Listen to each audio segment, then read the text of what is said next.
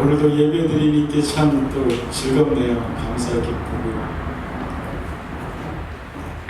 그 말씀 전하는 것도 참 좋고요. 그렇습니다. 오늘도 말씀을 함께 나누고 할 적에 우리 성령의 능력으로 우리가 말씀 전하고 우리 성령님의 도우심으로 우리가 말씀을 듣고 들려준 말씀이 우리에게도 믿음으로 세워져가는 시간이 되기를 주님의 이름으로 간절히 소원합니다. 이렇게 살아가면서 참 여러 가지 어려운 일을 겪게 됩니다. 그리고 어려운 일을 만나면 힘이 드는 것은 당연할 겁니다.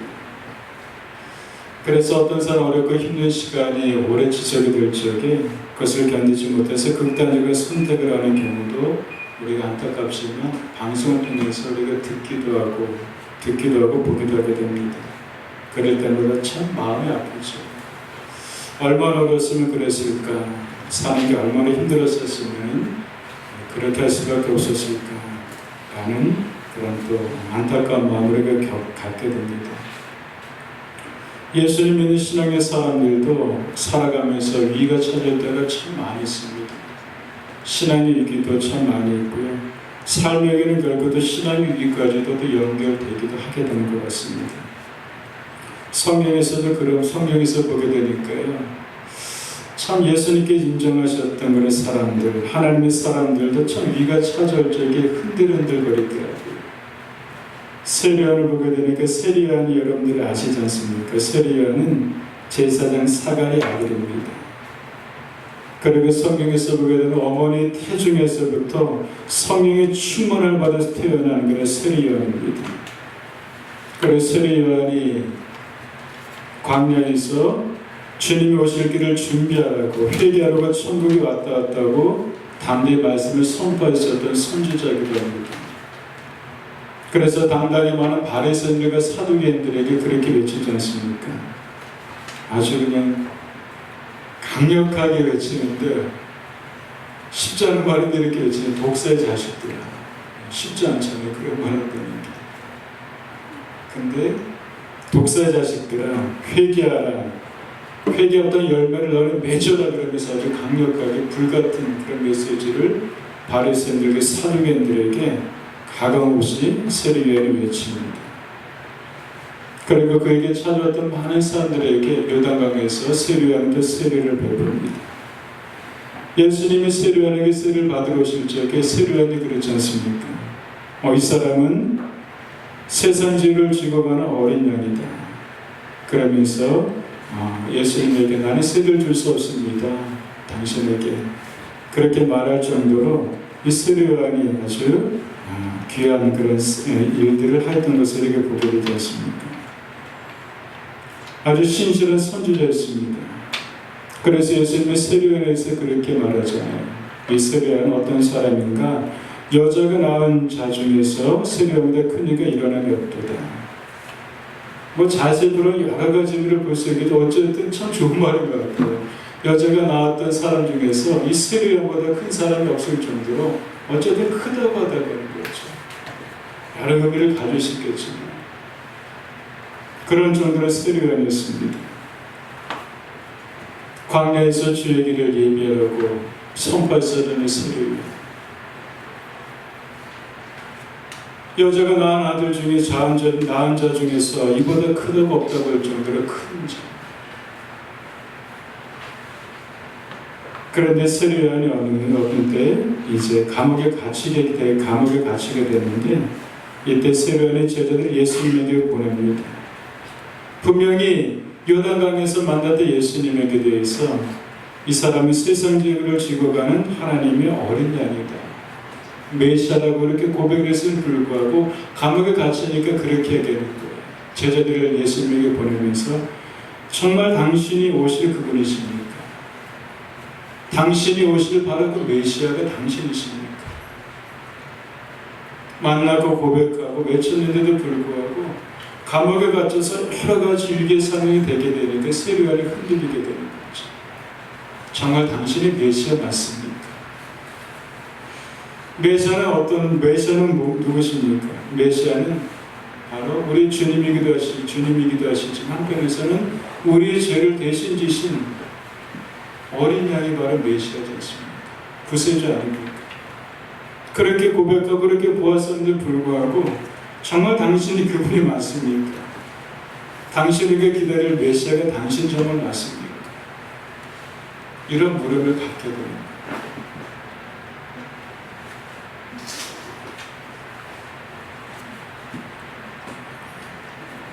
우리 살아가면서 여러 가지 위기의 순간을 맞게 되는데 이제는 신앙의 위기까지도 또 연결이 됩니다.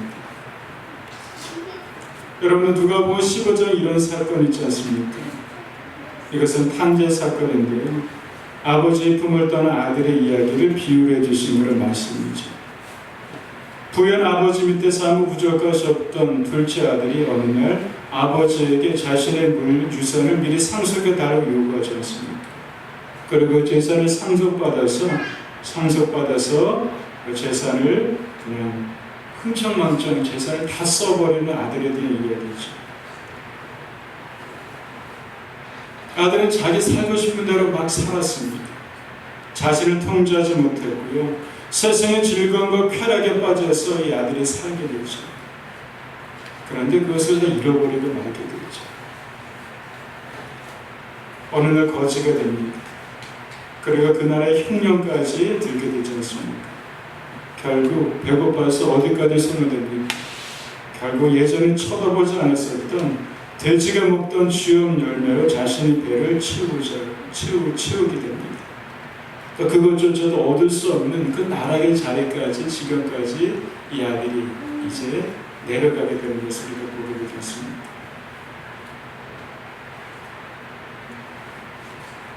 그런데 아들이 극적으로 살아나게 됩니다.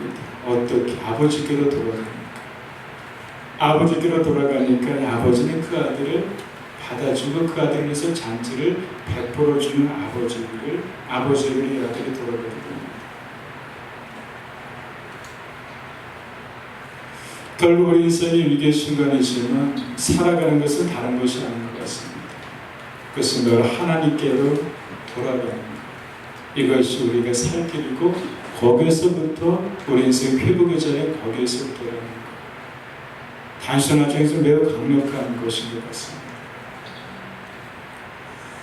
우리가 이번 달에도 지난달에도 계속 읽었던 말씀이 데살로니가 전서의 말씀을 읽었어요.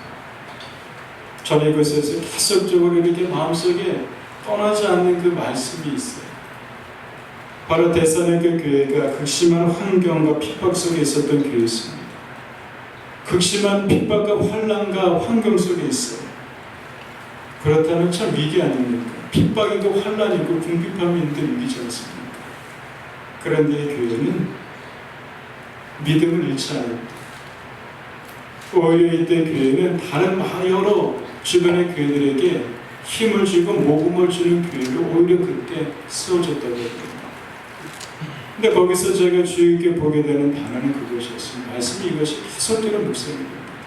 무엇이냐면 바로 하늘 향하는 너의 믿음이라고 이렇게 표현을 합니다. 하늘 향하는 너의 믿음. 이들은 그 위기의 상황 속에서도 칭찬을 받을 수 있었고 다른 여러 교회들의 유익을 주셨던 것은 무엇이냐면 그 상황 속에서 향했다고 하는 것입니다. 누구를 하나님을 향했다고 합니다. 하나님을 향하고 하나님 힘이 뺐다고 했습니다. 이것이 이들의 위기를 극복했었던 단순하지만 매우 강력한 이유는 바로 그것입니다. 향한다고 하는 것입니다. 우린 등져서는 결코 살 수가 없습니다. 향하면 살 수가 있습니다. 돌아가면 살 수가 있습니다. 거기서부터 모든 것이 새롭게 시작이 되어 간다는 것입니다. 오늘 그래서 말씀으로 우리가 이제 들어가 보게 됩니다. 우리는 인생의 집을 세워가는 사람입니다. 그런데 우리가 세우는 집, 오늘 성경 본문에서 보게 되는 것처럼 반석에 튼튼한 집을 다 세우고 싶어 합니다. 그런데 튼튼한 집이 되기 위해서는 기초가 튼튼해야 된다고 하는 것이죠. 이 기초는 바로 반석 위에 기초를 세워야 되게 되는데, 그러면서 두 가지 우리에게 비유를 보게 되지 않습니까?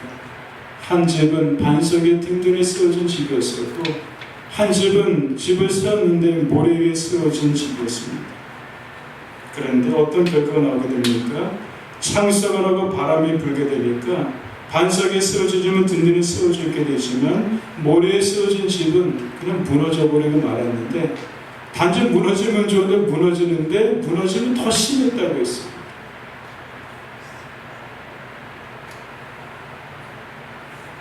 그러면서 우리를 보게 됩니다. 창수가 나고 비바람이 우리 가운데 산 가운데 몰아칠 수 있게 됩니다.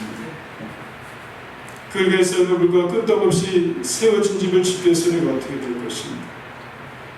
살려면 참으로 많은 위기가 오게 되는데 끄떡없이 그 경고에 서 있겠으면 어떻게 될 것입니까? 그것은 바로 우리는 단순합니다. 오늘 두 가지 말씀을 우리가 보게 되는 것이죠. 하나님 가지고 무엇입니까? 한 가지는 바로 이것입니다. 나의 말을 바로 듣는다고 하는 것입니다. 나의 말을 들어야지만 그때부터 기초가 세워져 갈 수 있다고 하는 것입니다. 여러분들에게 한 가지 질문을 물음을 드립니다. 여러분들 얼마만큼 하나님의 말씀을 듣고 계십니까? 예수를 믿음으로 하나님의 자녀가 된 것이 참 우리가 귀한 것이죠.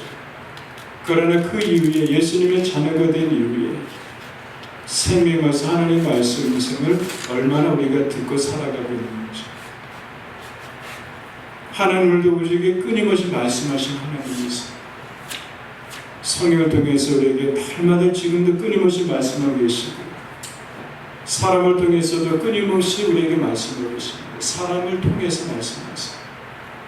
환경을 통해서 말씀하시고, 상황을 통해서 우리에게 또 하나님께서 말씀하시고, 내적인 성령의 조명하심을 통해서 우리에게 하나님 끊임없이 그런 여러 통로를 통해서 우리에게 계속 하나님께서 말씀하시는 하나님이십니다. 이렇게 말씀하신 얼마나 의식해서 나에게 말씀하시는 하나님의 음성 말씀을 내가 듣고자 내가 귀를 기울이고 있는가.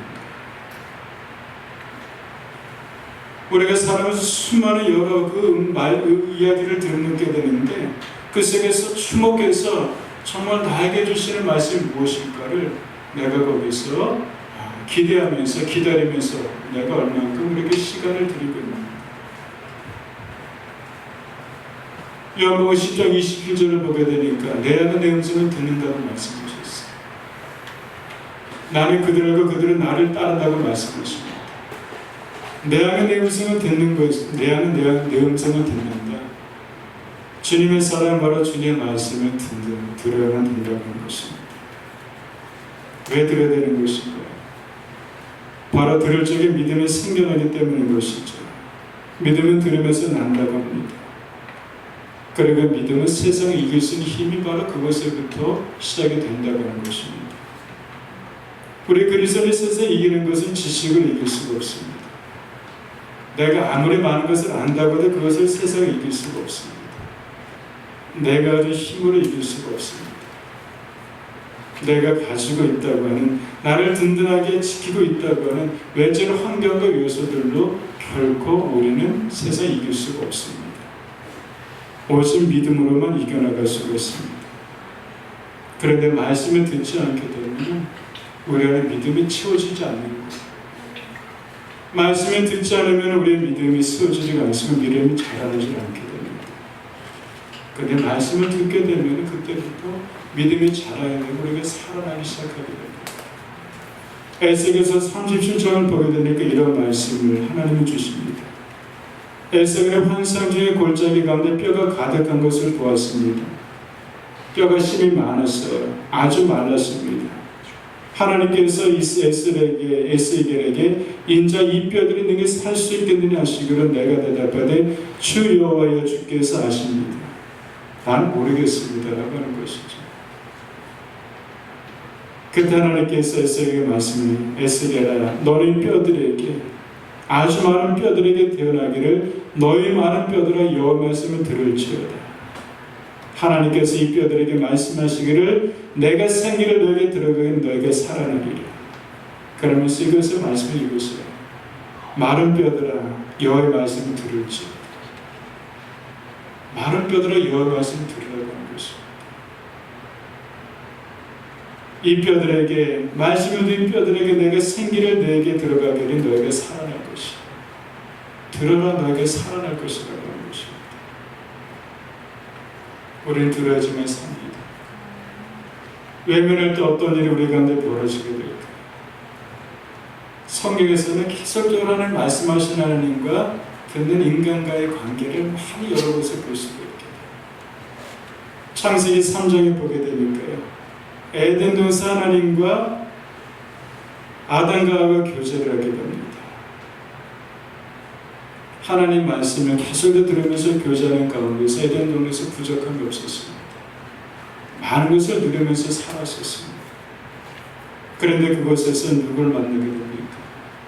그 속에서 그들을 유혹한 사단 뱀을 만나게 되었습니다. 하나님 말씀이 계속적으로 듣고 그것에 관심해야 되는데, 근데 그것을 딱 끊어버리게 되고, 이제부터는 그때부터는 창세기 3장에서 보게 되면은 하나님의 말씀을 듣는 것이 아니라 사단과 끊임없이 교제하면서 그들의 이야기를 듣기 시작합니다. 하나님께서 선악과를 따먹지 말라라고 말씀하셨습니다. 그런데 사단의 뱀의 얘기를 들으면서 정녕 너희가 뭐 하나님같이 될 거야, 그런 유혹의 소리를 이제 듣기 시작하는 거죠. 그러면서 마음이 점점 그쪽을 향해서 나가게 되는 것이죠. 그러면서 결국 선악과를 따먹게 됩니다. 에덴 동산에서 그들이 쫓겨나게 됩니다. 에덴 동산에 쫓겨난 이들에게 해산의 잉태하는 고통이 임하게 되고요, 그리고 종친도로 수고하는 고통이 그들에게 임하게 되고요, 그런 일들을 겪게 됩니다. 바로 들어야 되는데, 귀를 기울여야 되는데, 근데 다른 것에 귀를 기울이면서 그것의 마음을 빼앗기는 때부터 그들이 잃게 되고 고통이 시작이 되는 것을 우리가 성경에서 우리가 보게 되는 것이죠. 여러분들, 예수를 믿는다고 해도 얼마나 우리 하나님의 말씀을 귀를 기울이면서 그것에 관심하고 있습니다. 얼마나 하나님의 음성을 듣기 위해서 말씀에 귀 기울이고 내적인 성의 음성을 듣기 위해서 조용히 나에게 하나님의 말씀이 임하기를 얼마나 하나님을 내가 기다리고 자리에 내가 있고 있는지를 우리가 더 묻게 됩니다. 하나님의 말씀을 듣지 않을 적에 우리의 준비하신 좋은 것들을 많이 잃어버리게 됩니다. 에덴 동산은 하나님께서 향해서 베푸신 최선의 그런 자리가 에덴 동산이었습니다. 그러나 이들은 듣지 않음으로 말미암아서 에덴을 잃어버리고 말게 됩니다.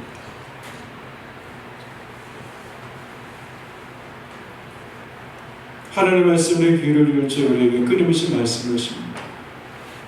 그 말씀 위로의 말씀이고요, 그 말씀의 격려의 말씀이고, 그 말씀은 소망의 말씀이고, 그 말씀은 치료의 말씀이고, 생명의 말씀이고, 우리에게 지혜를 주는 그 말씀, 우리에게 끊임없이 하나님께 주고 계시다고 하는 것입니다. 우리에게 써서 이겨낸 것을 말씀이라고 했습니다. 그래서 성경에서는 말씀을 성령의 검으로도 표현하고 있지 않습니까? 검은 강력한 무기죠.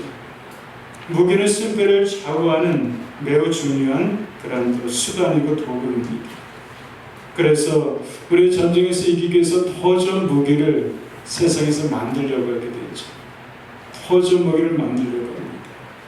그런데 그리스도인들의 가장 강력한 무기는 바로 하나님의 말씀이라고 하는 것입니다. 그래서 우리가 찬송 중에서 말씀으로 힘써 싸워 이기기, 다른 것을 이길 수가 없어요. 말씀으로 힘써 싸워 이기기 라는 그런 찬송을 우리가 좀 부르기도 하게 됩니다. 나는 말씀의 검을 오늘로 가지고 있는가? 나는 말씀의 검을 내가 오늘로 강력하게 붙들고 있는가? 아니면 내가 말씀의 검 언제부터 내가 놓고 있는가? 시편 19편 7절과 8절 말씀 한번 읽어보도록 할까요? 시편 말씀을 읽어보도록 하겠습니다. 시편 19편 7절과 8절입니다.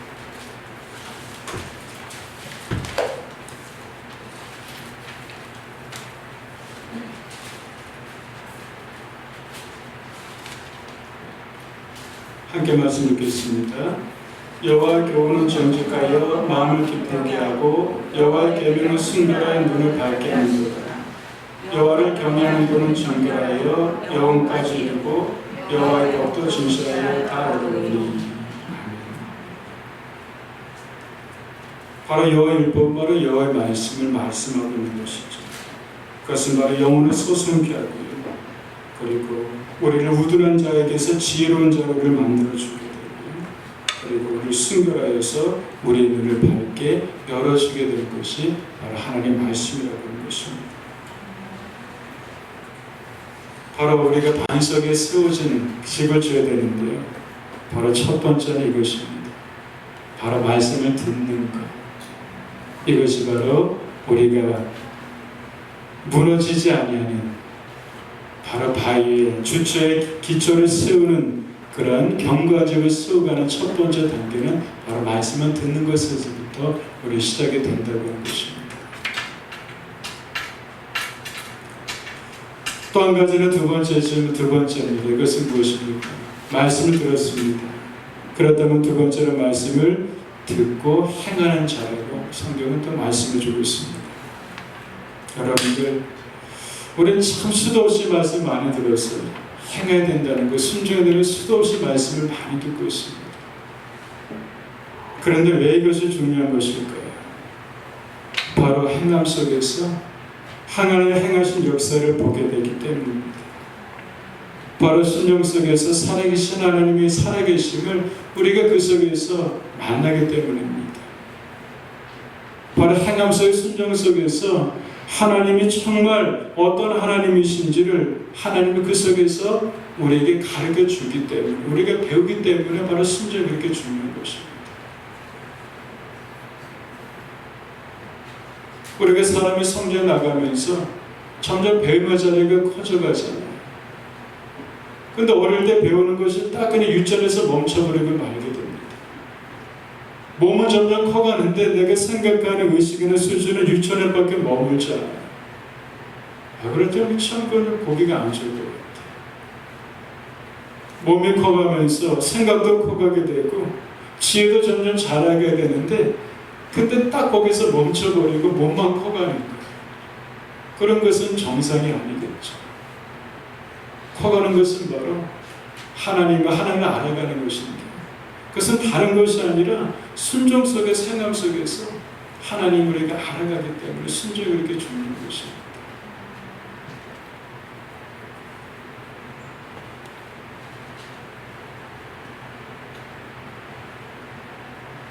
이번 주에 제가 한 가지 또 이런 일이 있었어요. 개인적인 일이었고 하나님이 또 제가 알아가는 시간이 있었고요. 하나님의 살아계심으로 참 감사를 고백했을 때 또 한 어떤 사건이 있었어요. 우리 지난주에 함께 말씀이 주라 그러면 채우리는 말씀을 함께 성경 말씀을 함께 나눴습니다. 한 주간도 참 의식을 많이 했었고요. 그 말씀을 많이 좀 묵상하고 그 말씀대로 뭐 작은 것이지만 내 나름대로 작은 것이지만 뭔가 좀 줄 수 있는 게 어떤 것일까? 줄 수 있는 자리이기 때문에 무엇을 줄까? 그러면서 생각을 좀 많이 하는 한 주간이었습니다. 수요일날이었었어요. 수요일날 이제 저녁이 됐는데 이제 예배를 드리고 이제 있는데 어느 한 분이 툭 들어오셨어요. 근데 이분은 다른 많은 사람들에게 반기는 분은 아닙니다. 노숙자분이셨어요. 40대 된 노숙자분이셨는데 그러면서 이제 이렇게 얘기저기 나누다가 이틀을 굶으신 거예요. 참 마음이 아프신 거예요. 그럼 지금 수요일이니까 예배 끝나고 우리 가서 식사를 하십시다. 그래 그분하고 얘기를 좀 들었어요. 귀해서 감사했어요. 그래서 원장님 하나님께 기도하시죠. 하나님 나의 길을 인도해달라고. 그러면서 그런 길을 들어서 하나님 배고픈 거 너무 힘듭니다. 이분에게 살아가면서 먹을 거리가 날마다 끊이지 않고 어떻든 먹을 수 있는 자리를 하나님 좀 주십시오. 함께 기도하고 이분도 같이 기도하고 그러면서 아침 예배를 드리고 일어났어요. 일어나서 이제 이렇게 저렇게 식당을 찾는데 식당에 가려고 하니까 나는 괜찮은데 다른 또 식당의 사람들이 조금 불편할 것 같아요. 냄새도 많이 나고. 그래가지고 이제 편의점 도시락이 많으니까 그래서 갔는데 이제 권사님 있는 권 갔는데 거기 이제 도시락에도 떨어진 거예요. 그래가지고 김밥보다는 밥을 먹어야 되니까 그래서 나와가지고 그 근처에 다른 편의점을 갔는데 들어갔는데 거기서 이제 저녁 되니까 이제 밥도 많이 떨어진 거예요. 그래서 비빔밥이 있는 거예요. 그래서 하나 들었더니 그냥 뭐 너무 배고프니까 그냥 그 개능 감시들은 금방 없어지고 2개를 이제 사들여서 드시고 물하고 사들여 드시고 마음 같아서 교회에서 적고 싶지만 또 여러 가지 상황상 그러면서 이게 또 편하지 않는 거예요. 참 그렇게 하나님 성기라 그랬는데 제한이 많이 되는 거예요. 내가 할 수 있는 성하지 못하는 선이 또 있으니까. 그래서 내가 할 수 있는 선은 거기까지밖에 안 돼요. 하나님 죄송합니다. 제가 할 수 있는 건 여기까지인 것 같습니다. 그렇지만 또 아침이 있으니까 그러면 그 다음날 아침부터 먹어야 되니까. 김밥이라도 상경부 물어보는데 그분의 주인분에게 혹시 1+1 김밥이 있습니까? 그랬더니 어떻게 되냐 그래서 저희 저렇게 목사인데요 이렇게 예배장 오셔서 이틀을 굶으셨다고 그래서 이렇게 발명을 했습니다. 그랬더니 그분이 그러시는 거예요. 또 굶는 사람 있어요? 그래서 많죠. 굶는 사람 주변에 많습니다. 우리 놀라시는 거예요. 그러냐고. 그랬더니 그분이 그러시는 거예요. 저녁 때 되면 남는 음식들이 있습니다. 그래서 처리해야 된대요. 그러면서 그러시는 거예요. 목사님이 어떻게 할 수 없으니까 이분을 이쪽으로 보내시고 저녁 때는 아무 때든지 저녁 시간 되면 이분을 보내시면 밥은 먹게 드리겠다. 너무 감사한 거예요. 그래 이번에 그때 인사드리고 저녁에 이쪽에 혹시 오시게 되면 배고프면 꼭 여기 들리시라고. 그러면 이 사장님이 우리 사장님에게 이렇게 음식을 줘가지고 배나 한번 줄 거예요. 그러고 이제 헤어졌습니다. 그래서 저는 그것이 너무 감사했던 거예요. 그렇군 하나님은 참 가난한 자를 외면하지 않으십니다. 그 하나님 우리 기도를 외면하지 않으십니다. 그리고 하나님 우리에게 끊임없이 주기를 원하십니다. 그분을 만나고도 생각도 하지 못했었고 어제는 벌어질 생각하지 못했었지만 하나님은 하나님으로 그 말씀에 또 가지고 순종하려고 하는 인생들에게 하나님 방법으로 역사하시는 것들을 자그마한 사건이지만 사건 속에서 또 보게 되고 그러면서 하나님 정말 좋습니다. 그래서 가슴에 눈물이 피나는 거예요. 그 배고픈 분을 생각하니까.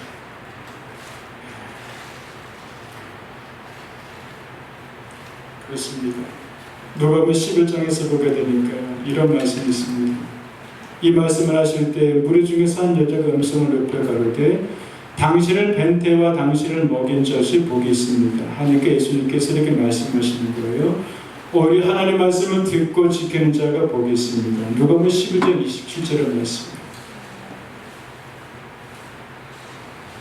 당신을 뵌 때와 당신을 먹인 젖이 복이 있습니다. 그랬더니 예수님께서 아닙니다.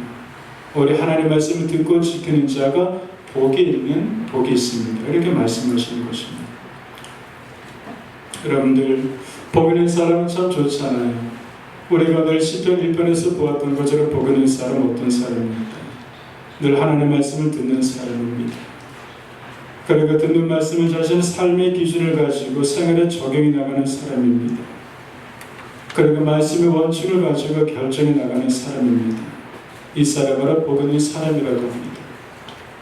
시편 1편에서 그 말씀으로 연결해 보게 되면 복 있는 사람은 악인들의 꾀를 따르지 아니하고 죄인들에게는 선업을 주하러 즐거워하여 그 가운데 깊이 행하는 자로다. 저는 시냇가의 풀을 믿고 잎사귀가 마르지 않은 것 같더니 그가 하는 일이 형통하리로다. 라는 말씀입니다. 바라보고 있는 사람은 듣는 사람이고요. 보고 있는 사람은 그 말씀을 지켜 행하는 사람이고요. 그 말씀을 지켜 행하는 자들에게 푸르게 하시고 마르지 않게 하시고 그가 하는 모든 일에 형통한 의미로 은혜를 베푸신다고 하는 하나의 약속의 말씀을 우리에게 시편 1편에서 보게 되는 것이죠. 저녁에 목사님들하고 이제 한번 모여서는 공부를 한다는 걸 있는데 거기에 이제 우리 지방의 행정 최고적인 감리사님이 좀 함께 하셨어요. 그러면서 공부하면서 마지막에 이렇게 한마디로 이제 처음 참석하셨다가 이렇게 말씀 좀 하시는 거예요. 나는 여기 있다 보니까 너무 어려워서 힘들다. 그래서 우리가 말씀하시는 거예요. 본인은 이제 은퇴가 얼마 안 남았기 때문에 이제 모든 것을 단순하려고 하십니다. 신앙도 단순하려고 하게 되고 복잡하게 하지 않는다. 그런 말씀하십니다. 그러면서 오늘 말씀 이어서 생각했습니다. 참 단순한 겁니다. 우리가 정말 흔들리지 않는 신앙을 쌓는 것은 단순한 겁니다. 인생 위기가 찾아올 적에 경각에 서는 것은 단순한 것입니다. 근데 그것을 너무나도 어려워하고 그것을 다른 것에서 찾으러 가게 되고 다른 것을 찾기 위해서 우리가 다른 것을 막 그냥 기웃거리게 되는데 그것은 단순한 것입니다. 그것은 바로 듣는 것입니다. 그리고 나에게 듣는 것에서 나에게 내 안에서 계신 성령님께서 들은 것에 대해 가지고 내가 어떻게 삶 속에서 그것을 적용해 나가고 삶 속에서 참 하나님 의식하면서 내가 또 실행하는 삶을 드러내게 되는 것입니다.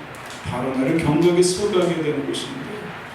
그래 다른 여러 곳에서 그것을 찾으러 가게 됩니다. 찾아가서 찾게 되는데 세워줄 것을 세워야 되는데 그것을 세우지 않고 다른 것을 의지하게 되고 다른 것을 찾아가게 되는 하게 되는 그러다 위기는 더 큰 위기를 가져오게 되는 것 같습니다. 이 말씀을 저도 한두 번 이렇게 본 말씀이겠습니다. 이 말씀 한두 번 듣거나 한두 번 나눈 말씀 아닙니다. 근데 오늘 새롭게 보게 듣는 거는 것이 새롭게 보이게 되는 것입니다. 행한다는 것이 새롭게 보여지게 되는 것이 새롭게 이렇게 마음으로 다가오게 됩니다. 얼마나 정말 나는 위기라고 하면서 위기라고 하면서도 불구하고 얼마나 내가 듣는 자리에 내가 하나님을 기다리고 있는가. 위기라고 하면서 어떻게 땅을 치면서 과연 그 말씀 속에서 나에게 요구하시는 하나님께서 무엇을 요구하시는 것에서 내가 얼마나 내가 귀를 기울이고 있는가. 이것을 다시 한번 새롭게 이번 주에 저 자신 속에서 듣고 내 가운데 선생님께서 가르쳐주신 조명하심으로 나를 통해서 하기 원하시는 것들을 내가 단순하고 좀 어린애 같지만 참 것이면 그렇게 내가 적용해 나가게 될 줄 하나님께서 우리 인생을 쓰고하시고 우리 신앙을 쓰고하시고 나의 삶을 쓰고하시는데 근데 그것과는 상관없이 내가 내 스스로를 지키려고 보호하게 되니까 그 속에서 어떤 문제점, 해결점을 발견하지 못하게 되는 것 같습니다. 단순합니다. 아마 이 말씀을 들었던 산상수훈의 말씀인데 이 말씀을 예수님이 그 산에서 하게 된 많은 사람들이 들었을 거예요. 들으면서 사람들은 그렇게 생각할지 모르겠습니다. 에이 별거 아니네 뭐. 그들이 서 있었던 그 자리에는 이스라엘은 땅이 그 돌이 굉장히 많아요. 그들이 돌 위에 앉으면서 아마 예수님은 비유를 하실 적에 그들의 눈에 보일 수 있는 가장 접하기 쉬운 것을 예수님 비유로 말씀하셨죠. 아마 그들이 앉는 자리에서 거기다가 기절을 쓰여지고 흔들리지 않아. 뭐 당연히 맞지 않은 건데 뭐. 그러면서 돌아갔던 어떤 사람들은 뭐 별거 아니네. 뭐 뻔한 건데 뭐라고 하는 사람이 있었을 것이고. 그중에 어떤 사람들은 정말 그것이 정말 그렇고 마음을 심고 그 말씀을 곱씹으면서 그 말씀이 내 삶과 어떻게 이루어질까를 기대하면서 갔던 사람이 있었을 것입니다. 여러분 단순하지만 이 단순한 것에 우리 한 주간 깊이 묵상하시면서 정말 먼저 들으라고 말씀하십니다. 얼만큼 내가 하나님 말씀을 내가 집중해서 의식하면서 내가 듣는 시간과 듣는 태도가 얼만큼 내가 주님 앞에 생각이 있는가. 그러나 오늘도 나를 통해 이루어져 하나님 정말 일들이 있게 되는데 내가 그 속에서 순종의 자리를 지켜내는 자리를 내가 가지고 있는가. 이것에 대해서 우리 깊이 우리를 보고 그리고 주님의 은혜를 더 많이 구할 수 있는 한 주간이 되길 주님으로 축복드리겠습니다. 기도하겠습니다. 우리 함께 기도하죠. 이 말씀을 기도하는 묵상을 주겠습니다. 듣고 지키라는 말씀을 우리에게 시간 1분 정도 이 말씀을 우리가 곱씹어서 이 말씀을 우리가 좀 곱씹으면서 기도하면 좋겠습니다. 주님 들으라고 하게 되는데 정말 내가 얼마큼 주의 말씀을 듣고 있는지 나에게 주신 말씀을 듣는 말씀을 행하라고 말씀하시는데 이 말씀을 내가 얼마나 가슴에 품으면서 내가 행하고 있는지 시간 우리 함께 기도하고 주님의 도움을 구하는 기도하게 하겠습니다.